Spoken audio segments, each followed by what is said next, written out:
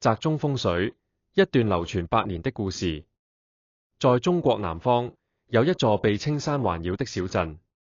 小鎮中央矗立着一座百年老宅，磚瓦斑駁，門口的石獅子早已磨得光滑。這宅子築於張家，代代傳承。張家人一直相信，宅若安，人則吉；宅若亂，人必衰。意思是說，一個房子的風水，不僅關乎長與良，更關乎整個家族的興衰。一、神秘的風水先生。某一年，張父決定修繕老宅，他請來了一位有名的風水先生，姓林。林先生鬚髮皆白，手持羅盤，眼神深邃。剛踏進大門，林先生停住腳步，搖頭嘆息。此宅門口直對小巷，巷縫直衝，謂之穿心煞。若不改，子孫必多災禍。張父心中一緊，連忙作揖：先生，還望指點。二、廳堂如客廳的玄機。林先生緩步走進客廳，四處打量。他指着橫梁說：梁不可壓頂。若梁橫在人頭之上，家人常常頭痛，壓力不散。隨後，他將家具重新擺放，魚缸移到東南角，因為那裏築木，木生水旺，可聚財。鏡子移走，不得正對大門，避免反射財氣。客廳中央擺一盆常青樹，象徵生機不息。張母問：若有人磨意打破魚缸呢？林先生答：那是破財之兆，須即刻補救，用紅紙寫安宅二字，貼於東南。三、臥室的禁忌與安寧。走進臥室，林先生凝重道：床不能正對鏡子，夜裏影影綽綽，擾擾人心神，久而久之，易生幻覺。他又補充：床頭必須靠牆，不可留空，否則如同人生無依，子孫漂泊。張母點頭，連忙讓人搬床。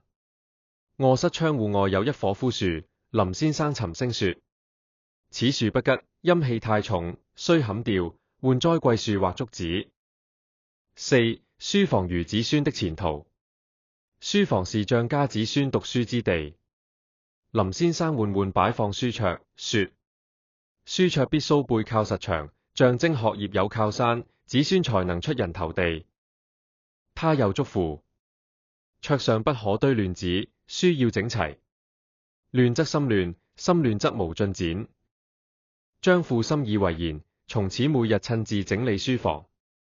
五、祖先與香火。張家大廳正中擺着祖先牌位。林先生恭敬地鞠躬，然後說：此處是家族根本，任何時候都不能移動。香火不斷，家運方能長久。他旋提醒：每逢初一15，點香祭拜，不只是敬祖，也是安宅之道。若斷香，家運衰敗。祖母聽後連連點頭，怪不得祖輩常說香不能斷。六、風水的變化與奇蹟。修整過後，張家果然漸漸興旺。長子考中城裏的名校，次子經商順利，貨物暢銷，家人身體健康，少有大病。村里人都說張家宅子有靈。可張父明白，這並非神怪，而是祖先流傳下來的智慧。七、夜半的奇事。然而，在一個風雨交加的夜晚，張母忽然夢見一位陌生老人，滿頭白髮，對他說：宅中風水雖正，但須謹記，心若不正，宅再吉也無益。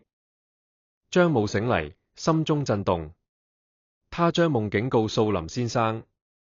林先生沉默片刻，說：此乃祖先提醒，風水只是符，真正的根在於人心。八、傳承與啟示。多年後，張家小順子好奇問祖母：奶奶，風水是真的嗎？是不是神仙在幫我們？祖母笑着撫摸他的頭：風水不是神仙，風水是人順應天地的智慧。房子正，心才安，心安，家就興。尾聲。百年之後，張家老宅依舊屹立。竹林隨風搖曳，廳堂香火未斷。村里人都說，張家興旺是因為他們的房子風水極好。可張家後人卻知道，真正讓家族延續的，不只是風水的格局，更是那份敬天、敬祖、敬人的心。夜色中，老宅的燈火溫暖明亮，風從遠山吹來，仿佛低聲訴說：宅安則心安，心安則家興。